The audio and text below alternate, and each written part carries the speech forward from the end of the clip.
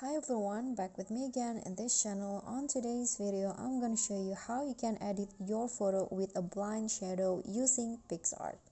So you need to open your photo on PicsArt and then just click on sticker and then click on the search column at the top, then type in blinds. Okay, and then after that you can just select your favorite one.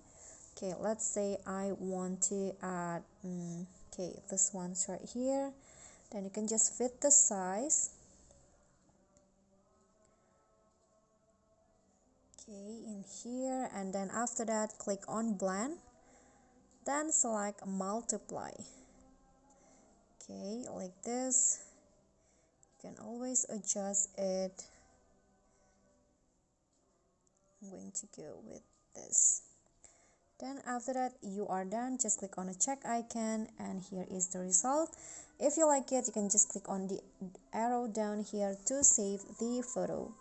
Okay, so that's it from me. If you got any question, feel free to drop them in a comment, and if the video is helpful, remember to click thanks, like and subscribe for more content. I'll catch you all in the following videos. Thank you.